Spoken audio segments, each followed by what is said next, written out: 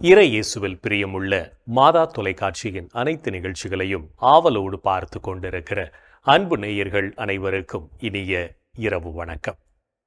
இந்த நாள் முழுவதும் இறைவனின் உடனிருப்பை நீங்கள் உணர்ந்து வாழ்ந்திருப்பீர்கள் என்று நம்புகிறேன். இன்றும் ஒரு அருமையான சிந்தனையைத்தான் நான் உங்களோடு பகிர்ந்து கொள்ள ஆசைப்படுகிறேன். கடவுள் படைத்த இந்த உலகம் மிகவும் மேலானது. உலகமெனும் நாடக மேடையில் நாம் அனைவரும் நடிகர்கள் என்பதில் சந்தேகமில்லை. அதிலும் நமக்கு பார்வையாளன் என்ற கதாபாத்திரமும் இருக்கிறது. பல சமயங்களில் நாம் பார்வையாளர்களாக இருந்துவிட வேண்டும். அதற்காக எல்லா நேரத்திலும் பார்வையாளர்களாக இருக்க வேண்டும் என்பதில்லை. ஆகவே தேவையான சமயங்களில் பார்வையாளர்களாக இருக்க நம்மை பயிற்றுவிப்போம். வாழ்க்கை என்பது ஒரு வட்டம். வட்டத்தின் நடுவில் நின்று பார்த்தால் வாழ்க்கையின் பாதை புரியும். கருவிலிருந்து வந்த நாம் கல்லறைக்கு திரும்புவதற்குள் பலவற்றோடு ஒட்டி கொள்கிறோம். பறக்கும் பறவை ஆகாயத்தோடு ஒட்டி விடுவதில்லை. சிறகுகள் பிரிந்து விரிந்தால்தான் பறக்கின்ற பறவை மேல் நோக்கி பறக்கும். இலைகள் ஒன்றோடொன்று ஒட்டி இருப்பதில்லை. பகலும் இரவும் இணைந்திருப்பதில்லை. நாம் மட்டும் பகைமையில், வெறுமையில், வறுமையில், பெருமையில் ஏன் ஒட்டி கொள்கிறோம் என்ற கேள்வியை நமக்குள்ளே கேட்டு பார்ப்போம். பணத்தோடு ஒட்டுவதால் வந்த உறவு பாசமில்லாமல் போனது. பதவியால் வந்த உறவு பண்பில்லாமல் போனது. மாயைகளில் மாய்த்து போன மனிதன் மாண்புறுவதில்லை. கடமைகளை கட்டி போட்ட மனிதன் கடவுளோடு கலப்பதில்லை. உலக மாயைகளை நமக்குள் மறைத்து வைப்பதில் இல்லை சிறப்பு. அவைகளை விடுவதில்தான் மாய்த்து இருக்கிறது இறைவனின் பிறப்பு. அழுக்கோடு ஒட்டி கொள்வதால் தானே அழுக்கு நம்மேல் ஒட்டி கொள்கிறது. உலகோடு ஒட்டுவதால் தானே ஓட்டைகள் ஒட்டி கொள்கின்றன. எனவே நாம் எதிலும் ஒட்டாதவாறு பார்த்து கொள்வோம். இருள் இருக்கும்போதுதான் தெரியும் விளக்கின் அருமை. எனவே மாயைகளில் ஒட்டி கொண்டால் பாதாளம் நம் அருகில் வந்துவிடும். எதிலும் ஒட்டாமல் இருந்தால் விண்ணகம் நமதருகில் வந்துவிடும் என்பதை புரிந்து கொள்வோம். மனிதம் புரிய மாண்புள்ளவர்களாக இருப்போம். மகத்துவம் அறிய மாசுபடாமல் இருப்போம். விழிகள் விழித்து கொண்டால் விழுமியங்கள் உருவெடுக்கும். கண்கள் கருகி போனால் கருமங்கள் தான் தலையெடுக்கும் என்பதை புரிந்து கொண்டு வாழ்வோம். நம் பெற்றோர்களும் பெரியோர்களும் தவறு செய்யும் பிள்ளைகளை பார்த்து சொல்லும் மிக முக்கியமான வாக்கியம், உன்னுடைய கூட்டு சரியில்லை. அப்படி என்றால் பிள்ளைகள் யாரை சார்ந்திருக்க வேண்டுமோ அவர்களை சார்ந்திருக்க வேண்டும். இல்லையெனில் கூடா நட்பு கேடாய் முடியும் என்கிற நம் முன்னோரின் முதுமொழி நம் வாழ்வில் உண்மையாகிவிடும். நமக்கு வாழ்வை கொடுத்தவர்கள், நாம் எப்படி வாழ வேண்டும் என்பதை கற்றுக் கொடுத்தவர்கள் நம் பெற்றோர்கள். அவர்களை சார்ந்திருக்கும் போது எந்தவித தீங்கும் நம்மை அணுகுவதற்கு வாய்ப்பில்லை என்பதை புரிந்து கொள்வோம். ஆசிரியர்களை சார்ந்திருப்போம். அவர்கள் நம்மையும் நமது வாழ்வையும் வடிவமைப்பவர்கள். சார்ந்திருப்பவைகளில் சுயம் மட்டுமல்ல சுயமரியாதையும் அடங்கி இருக்கிறது என்பதை புரிந்து கொள்வோம். பணத்தையும் புகழையும் அந்தஸ்தையும் சார்ந்திருந்தால் நம் வாழ்வு ஆட்டம் கண்டுவிடுமே தவிர நலமான வாழ்வாக மாறுவதற்கு வாய்ப்பில்லை என்பதை புரிந்து கொள்வோம். தனித்தன்மையோடு வாழ்வதென்பது வேறு, தனித்து வாழ்வதென்பது வேறு. எனவே உறவுகளை புறந்தள்ளிவிட்டு உடைமைகளையும் உபகரணங்களையும் சார்ந்திருப்பதை தவிர்ப்போம். உண்மையான மகிழ்விற்கு உதவிடும் சார்ந்திருத்தலை நமதாக்குவோம். சார்ந்திருத்தல் என்பது தவறல்ல. மாறாக அதிகம் சார்ந்திருத்தல் நமக்கு நன்மை விளைவிக்காது என்பதையும் புரிந்து கொள்வோம். இன்றைய தினத்தை எடுத்துக்கொள்வோம். இந்த நாள் முழுவதும் நாம் உலக ஆசைகளில் பற்று கொண்டு வாழ்ந்தோமா என்று யோசித்து பார்ப்போம். மேலும் இந்த நாளில் நமது செயல்பாடுகள் எப்படிப்பட்டதாக இருந்தது என்று நம்மையே நாம் கேட்டு பார்ப்போம்.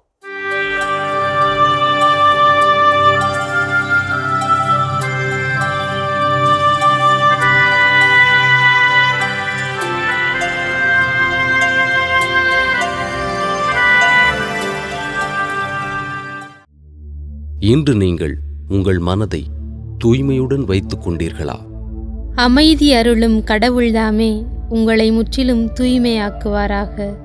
அவரே நம் ஆண்டவர் இயேசு கிறிஸ்து வரும்போது உங்களுடைய உள்ளம், ஆன்மா, உடல் அனைத்தையும் குற்றமின்றி முழுமையாக காப்பாராக.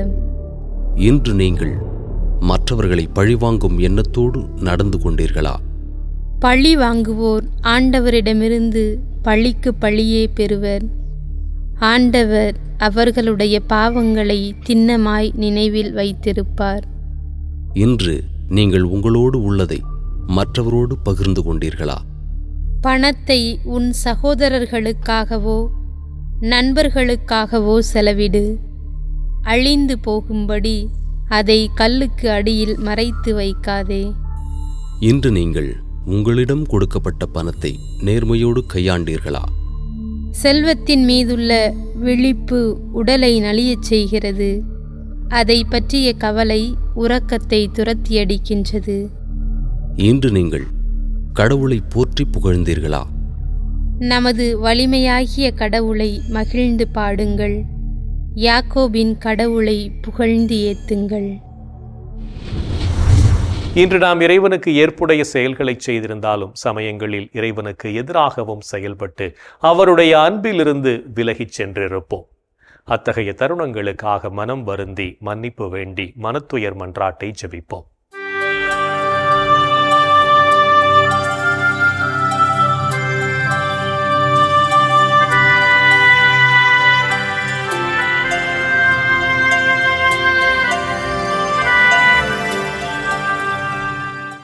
எல்லாம் வல்ல இறைவனிடமும் சகோதர சகோதரிகளே உங்களிடமும் நான் பாவி என ஏற்றுக்கொள்கிறேன். ஏனெனில் என் சிந்தனையாலும் சொல்லாலும் செயலாலும் கடமையில் தவறியதாலும் பாவங்கள் பல செய்தேன். என் பாவமே, என் பாவமே, என் பெரும் பாவமே. ஆகையால் எப்போதும் கன்னியான புனித மரியாவையும் வானதூதர் புனிதர் அனைவரையும் சகோதர சகோதரிகளே உங்களையும் நம் இறைவனாகிய ஆண்டவரிடம் எனக்காக வேண்டிக்கொள்ள மன்றாடுகிறேன். ஆமேன். மனத்துயர் மன்றாட்டை ஜெபித்ததன் வழியாக இறைவனிடமிருந்து மன்னிப்பை பெற்றிருப்போம் என்ற நம்பிக்கையோடு இறை வேண்டலில் இணைவோம்.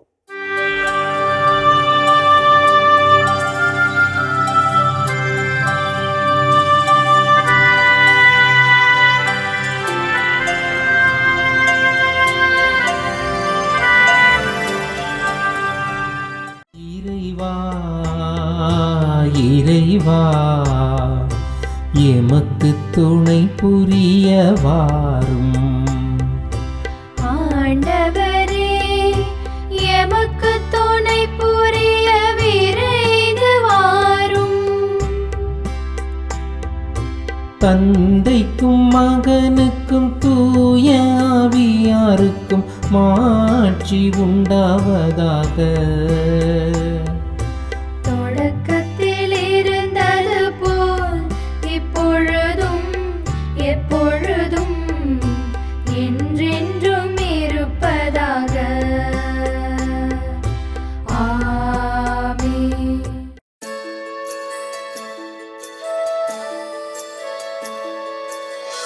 போயது பொழுது புகுந்தது இரவு, தூயனை உனது பொன்னடி தொழுதோ. நேயமையெல்லாம் ஏதமும் நீக்கி நீயமையாண்டு காத்தருளையா.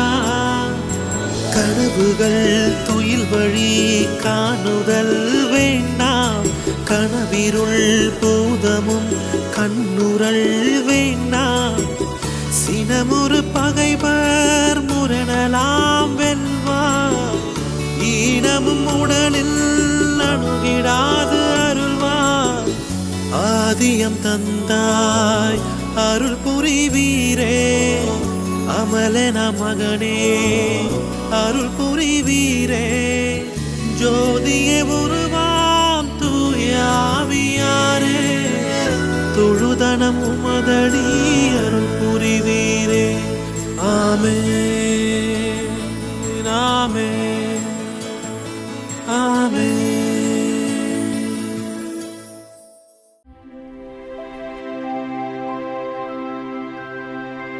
ஆண்டவரே ஆண்டவரே, எனக்கு இரங்கி என் வேண்டுதலுக்கு செவி சாய்த்தருளும்.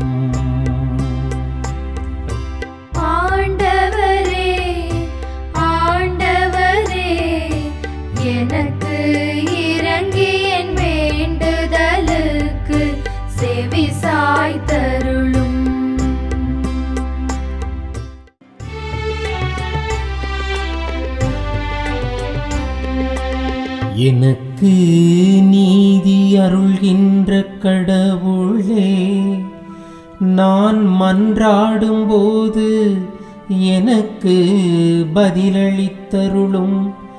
நான் நெருக்கடியில் இருந்த போது நீர் எனக்கு துணை புரிந்தீர். இப்போதும் எனக்கு இறங்கி என் வேண்டுதலுக்கு செவி சாய்த்தருளும். மானிடரே, எவ்வளவு காலம் எனக்குரிய மாட்சிக்கு இழுக்கை கொண்டு வருவீர்? எவ்வளவு காலம் வெறுமையை விரும்பி பொய்யானதை நாடே செல்வீர்? ஆண்டவர் என்னை தம் அன்பனாய் தேர்ந்தெடுத்துள்ளார் என்பதை அறிந்து கொள்வீர். நான் மன்றாடும் போது அவர் எனக்கு செவி சாய்க்கின்றார். சினமுற்றாலும் பாவம் செய்யாதீர். படுக்கையில் உங்கள் உள்ளத்தோடு பேசி அமைதியாயிருப்பீர். முறையான பலிகளை செலுத்துவீர். ஆண்டவரை நம்புவீர். நலமானதை எங்களுக்கு அருள யார் உள்ளர் என கேட்பவர் பலர். ஆண்டவரே, எங்கள் மீது உம் திருமுக ஒளி வீசச் செய்யும். தானியமும் திராட்சையும் நன்கு விளையும் காலத்தில் மக்கள் அடையும் மகிழ்ச்சியை விட மேலான மகிழ்ச்சியை நீர் என் உள்ளத்திற்கு அளித்தீர். இனி நான் மனது அமைதியுடன் படுத்து உறங்குவேன். ஏனெனில் ஆண்டவரே, நான் தனிமையாக இருந்தாலும் நீரே என்னை பாதுகாப்புடன் வாழச் செய்கின்றீர். தந்தைக்கும் மகனுக்கும் தூய ஆவியாருக்கும் மாட்சி உண்டாவதாக. தொடக்கத்தில் இருந்தது போல் இப்பொழுதும் எப்பொழுதும் என்றென்றும் இருப்பதாக. ஆமென். ஆண்டவரே, ஆண்டவரே, எனக்கு இறங்கி என் வேண்டுதலுக்கு செவி சாய்த்தருளும். ஆண்டவரே, ஆண்டவரே, எனக்கு இறங்கி என் வேண்டுதலுக்கு செவி சாய்த்தருளும். இரவு நேரங்களில் ஆண்டவரை போற்றுங்கள். இரவு நேரங்களில் ஆண்டவரை போற்றுங்கள்.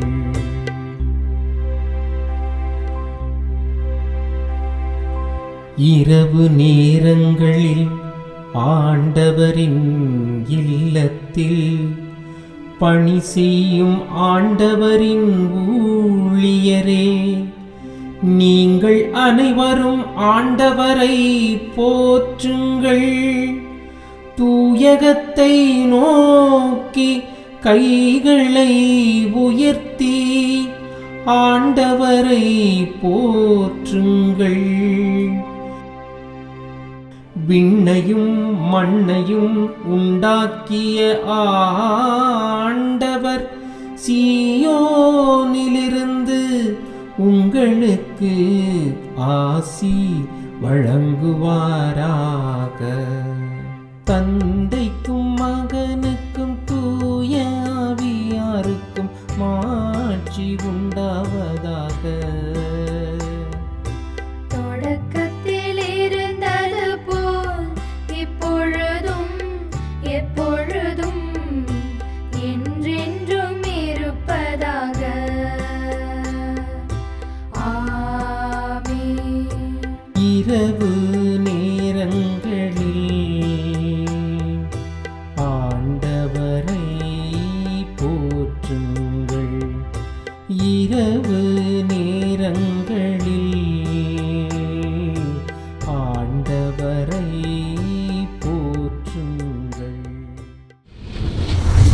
இறைவனின் உடனிருப்பு இந்த இரவு பொழுதிலும் நம்மை பாதுகாத்து வழி நடத்தும் என்ற நம்பிக்கையை இறை வேண்டலின் வழியாக பெற்றுக்கொண்ட நாம் இப்போது நாளைய நற்செய்தி வாசகத்திற்கு செவிமடுப்போம்.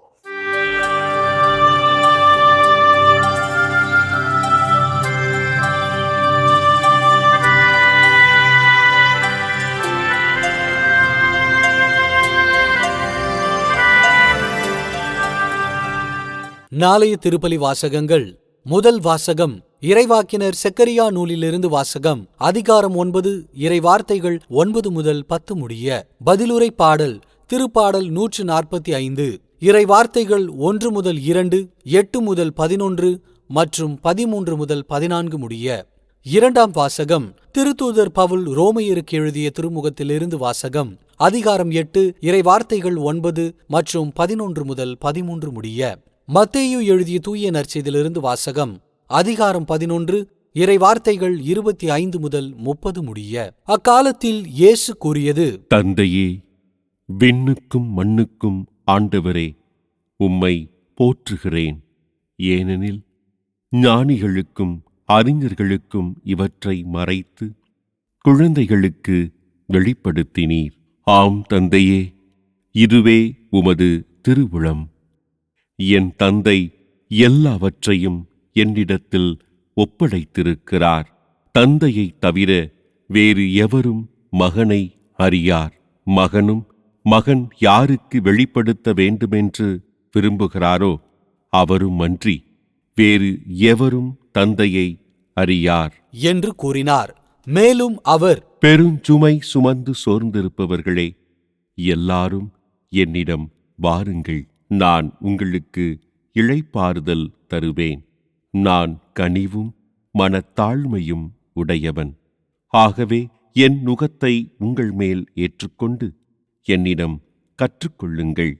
அப்பொழுது உங்கள் உள்ளத்திற்கு இளைப்பாறுதல் கிடைக்கும். ஆம், என் நுகம் அழுத்தாது, என் சுமை எளிதாயுள்ளது என்றார். ஆண்டவரின் அருள்வாக்கு. கிறிஸ்துவே உமக்கு புகழ். ஆண்டவரே, உம் கையில் என் உயிரை ஒப்படைக்கின்றேன். ஆண்டவரே, உம் கையில் என் உயிரை ஒப்படைக்கின்றேன். உண்மையின் ஆண்டவராகிய கடவுளே, எம்மை மீட்பவர் நீரே. ஆண்டவரே, உம் கையில் என் உயிரை ஒப்படைக்கின்றேன். தந்தைக்கும் மகனுக்கும் தூய ஆவியார்க்கும் மாட்சி உண்டாவதாக. ஆண்டவரே, உம் கையில் என் உயிரை ஒப்படைக்கின்றேன். நமது சுமைகளை ஆண்டவர் பாதத்தில் இறக்கி வைக்கவும் அவர் கற்றுத்தரும் படிப்பினைகளை வாழ்வாக்கவும் அழைக்கப்படுகிறோம். என்றும் நம் அன்பர் இயேசுவின் குரலுக்கு செவிமடுத்து வாழ்வோம் என்ற சிந்தனையோடு சிமியோன் பாடலில் இணைவோம்.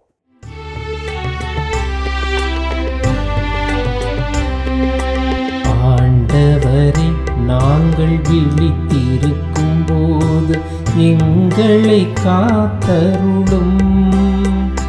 நாங்கள் தூங்கும் போது எங்களை பாதுகாத்தருளும். இதனால் கிறிஸ்துவோடு விழித்திருந்து அவரோடு அமைதியில் இளைப்பாறுவோம். ஆண்டவரே, நாங்கள் விழித்திருக்கும் போது எங்களை காத்தருளும். நாங்கள் தூங்கும் போது எங்களை பாதுகாத்தருளும். இதனால் கிறிஸ்துவோடு விழித்திருந்து அவரோடு அமைதியில் இளைப்பாறுவோம். சிமியோன் பாடல். ஆண்டவரே, உமது சொற்படி உம் அடியான் என்னை இப்போது அமைதியுடன் போகச் செய்கிறீர். ஏனெனில் மக்கள் அனைவரும் காணுமாறு நீர் ஏற்பாடு செய்துள்ள உமது மீட்பை என் கண்கள் கண்டுகொண்டன. இம்மீட்பே பிற இனத்தாருக்கு வெளிப்பாடு அருளும் மொழி. இதுவேவும் மக்களாகிய இஸ்ராயேலுக்கு பெருமை, இஸ்ராயேலுக்கு பெருமை. தந்தைக்கும் மகனுக்கும் தூய ஆவியாருக்கும் மாட்சி உண்டாவதாக. தொடக்கத்தில் இருந்தது போல் இப்பொழுதும் எப்பொழுதும் என்றென்றும் இருப்பதாக. ஆமென். ஆண்டவரே, நாங்கள் விழித்திருக்கும் போது எங்களை காத்தருளும். நாங்கள் தூங்கும் போது எங்களை பாதுகாத்தருளும். இதனால் கிறிஸ்துவோடு விழித்திருந்து அவரோடு அமைதியில் இளைப்பாறுவோம்.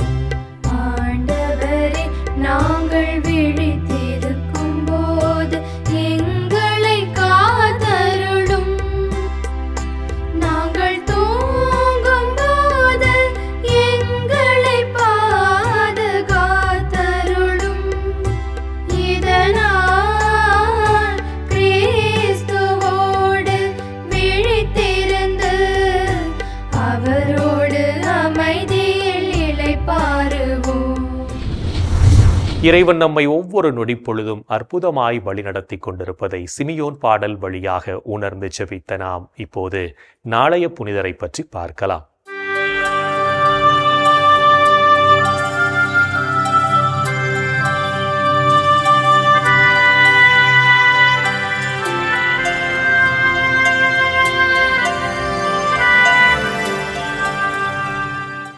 ஜூலை 5 புனித அந்தோணி மரிய சக்கரியா. இத்தாலி நாட்டில் லெம்பார்டியா பகுதியில் வாழ்ந்த வசதிமிக்க குடும்பத்தில் கிபி 1502ஆம் ஆண்டு பிறந்தார் அந்தோணி மரிய சக்கரியா. அந்தோணி மரிய சக்கரியா லத்தீன், கிரேக்க மொழிகளை கற்று மெய்யியலும் மருத்துவமும் பயின்று தனது 22வது வயதில் மருத்துவத் துறையில் முனைவரானார். இத்தாலியின் குரோமோனாவில் மருத்துவராக பணியாற்றிய இவர் ஏழை எளியவர்களின் மீது அன்பு கொண்டு அவர்களை நேசித்தார். நோயாளிகளை இறைபக்தியில் வழிநடத்திய அந்தோணி மரிய சக்கரியா கிபி 1527ஆம் ஆண்டு தனது இறை அழைத்தலை உணர்ந்தார். கிபி 1529ஆம் ஆண்டு குருவாக திருநிலைப்படுத்தப்பட்ட இவர் தான் நிறைவேற்றிய முதல் திருப்பலியில் பலிபீடத்தை சுற்றி வானதூதர்கள் அசைவாடியதைக் கண்டார். சிறந்த மறைவுரையாளராக விளங்கிய அந்தோணி மரிய சக்கரியா குருவாகி 2 ஆண்டிற்குள் பலரின் தீய வழிகளை மாற்றி கிறிஸ்துவுக்குள் கொண்டு வந்தார். மக்கள் ஊழலை கைவிட்டு இறைபக்தியில் வளர தூய பர்னபா சபை, பெண்களுக்கென தனி சபை, திருமணமான தம்பதியர்களுக்கென ஒரு இயக்கம் என பல சபைகளை தோற்றுவித்தார். தூய பவுலடியார் மீது மிகுந்த பக்தியோடு இருந்த அந்தோணி மரிய சக்கரியா கிபி 1539ஆம் ஆண்டு தனது 36வது வயதில் இறக்கும் முன்பு தூய பவுலடியாரை காட்சியில் கண்டார். புனித அந்தோணி மரிய சக்கரியாவை நினைவு கூறும் நாம் உண்மையான கிறிஸ்துவ பக்தியை வளர்த்து கிறிஸ்துவின் பண்புகளில் வாழ முயற்சி எடுப்போம். புனிதர்கள் ஒவ்வொருவரும் தங்களது வாழ்க்கையின் மூலம் இறைவனுக்கு சான்று பகர்ந்து வாழ்ந்தவர்கள் என்பதை உணர்ந்தவர்களாய் நாமும் அவர்கள் வழியில் வாழ்ந்து இறை வழியில் பயணிப்போம் என்ற நம்பிக்கையோடு நாளைய தினம் நாம் தாழ்ச்சி என்னும் புண்ணியத்தை கடைபிடித்து வாழ்வோம். என் அன்பு சகோதர சகோதரிகளே, கடவுளுடைய மாபெரும் பராமரிப்பை நாம் எண்ணி பார்த்து அவரை நாம் போற்றி புகழ்வோம். இந்த நாளில் எத்தனை வகையான நன்மைகளை கடவுள் நமக்கு செய்திருக்கிறார். அப்படிப்பட்ட ஆண்டவரை நாம் வாழ்த்தி துதிப்போம். நமது நாட்டு தலைவர்களை நாம் எண்ணி பார்த்து அவர்களுக்காக சிறப்பாக ஜெபிப்போமா? எங்கள் அன்பே உருவான இயேசு ஆண்டவரே, அற்புதமான தலைவரே, மக்களுக்காய் நீர் உண்மையே முழுமையாக கொடுத்த தியாகத்தின் தலைவராய் நீர் இருக்கிறேன். ஆம் ஆண்டவரே, எங்களது தலைவர்கள் எல்லாம் மக்களுக்காக தங்களை அர்ப்பணிக்கக்கூடிய, மக்களுடைய தேவைகளை அறிந்து அவர்களுக்காய் எல்லா காரியங்களையும் செய்யக்கூடிய அற்புதமான தியாகம் நிறைந்த நல்ல தலைவர்களை நீர் எங்களுக்கு தாரும். எங்களது தலைவர்களை உமது ஆவியுடைய கொடைகளால் நீர் நிரப்பி ஆசீர்வதித்தரலும். அவர்கள் ஒவ்வொரு நாளும் மக்களை குறித்து கவலை கொண்டு எல்லா காரியங்களையும் நேர்மையோடும் அன்போடும் நியாயத்தோடும் மனித நேயத்தோடும் செயல்படுத்த தேவையான எல்லா வரங்களையும் கொடுத்தரலும். எங்கள் அன்பு அன்னையே, ஆரோக்கிய தாயே, எங்களது தலைவர்களுக்காய் பரிந்து பேசுங்கள் அம்மா. இந்த ஜெபங்களை எங்கள் ஆண்டவராகிய இயேசுவே உமது வல்லமையான திருநாமத்தின் வழியாய் இவை கெஞ்சி மன்றாடுகிறோம். ஆமென். என்று வாழும் உயிருள்ள இறைவன் தந்தை, மகன், தூய ஆவியார் நாம் அனைவரையும் நிறைவாக ஆசீர்வதிப்பாராக. ஆமென். இந்த ஜெபத்தின் வழியாக இறை அருளும் ஆசீரும் நம்மீது நிறைவாக பொழியப்பட்டிருப்பதை உணர்ந்திருப்போம். இறை ஆற்றலும் வல்லமையும் என்றும் நம்மில் தங்கும். அன்னை மரியாவும் நமக்கு உதவிகள் செய்வார் என்ற நம்பிக்கையோடு அவரின் துணை வேண்டி இந்த நிகழ்வை நிறைவு செய்யலாம். Good night.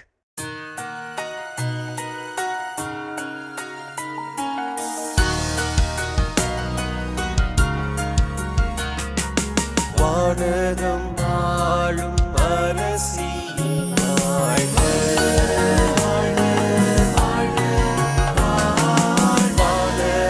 அனைவரின் தலைவியே